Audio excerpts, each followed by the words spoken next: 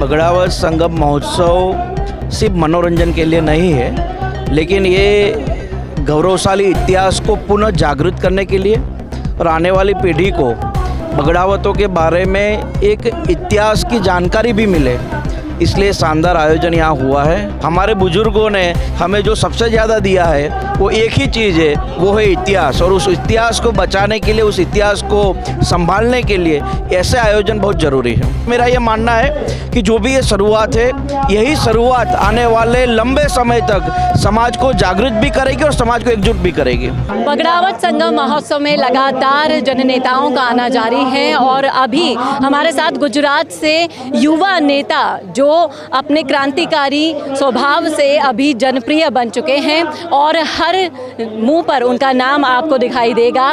मेरे साथ यहाँ पर है हार्दिक पटेल सर, आपका बहुत बहुत स्वागत है। जी धन्यवाद। मैं जानना चाहूँगी कि समाज को एक जाजम पर इकट्ठा करना आज के समय में, आप गुजरात से यहाँ पर आए हैं राजस्थान की धरती पर, क्या मैसेज यहाँ पर आप तक पहुँचा मुरली राम जी के इस आयोजन का और जनता तक आप क्या संदेश देना चाहेंगे? बगड़ावत संगम महोत्सव सिर्फ मनोरंजन के लिए नहीं है, लेकिन ये गौरवशाली इतिहास को पुनः जागृत करने के लिए और आने वाली पीढ़ी को बगड़ावतों के बारे में एक इतिहास की जानकारी भी मिले, इसलिए शानदार आयोजन यहाँ हुआ है।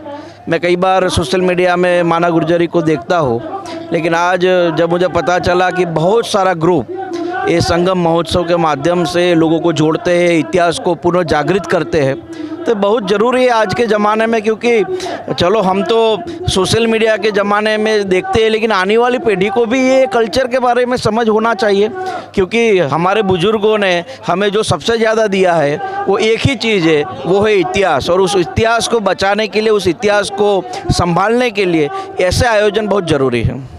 मैं अभी यहाँ पर छोटे छोटे बच्चों से भी मिली, मैं इस मेले के अंदर, तो उन लोगों से मैंने पूछा पद गायन क्या होता है, संस्कृति क्या होती है, कभी कुछ देखा है, समझा है, जाना है? तो वो बोलते हैं कि नहीं, सुना तो है पर गाना नहीं आता है। तो उन बच्चों, उन युवाओं को भी आप संदेश दीजिए कि अपने बड़े बुजुर्गों के पास थोड़ा समय बिताया करें और इन कला परंपराओं को जब खुद सीखेंगे तभी आगे ले जाएंगे। पहले के ज़माने में जब बच्चा रोता था तो माँ लोरी गाती थी और वो लोरी ही हमारी संस्कृति थी।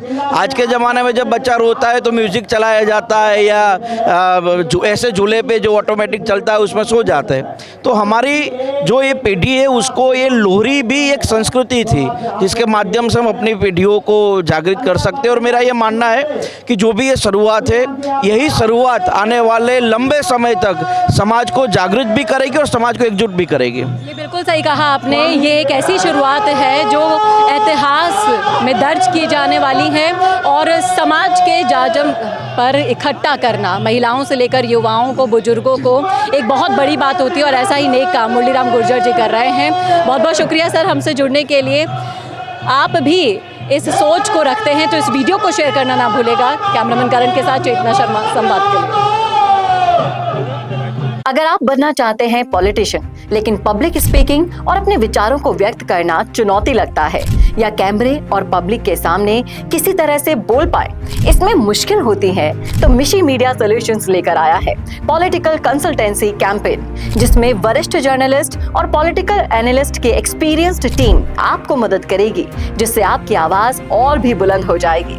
इसमें हम आपके गोल को पूरी तरह से टारगेट करेंगे कि किस तरह से आपको पार्टी पहचाने, आपको उस क्षेत्र के लिए चुने, कैसे सर्वेज में आपका नाम आए, कैसे लोगों के बीच में आपका माहौल बने। ना सिर्फ कंसल्टेंसी हम आपको देंगे बल्कि आपको सारे रास्ते दिखाएंगे और बताएंगे भी, जिससे आप भारत की राजनीति में अच्छे पॉलिटिशियन बनके समाज का सुधार कर सके।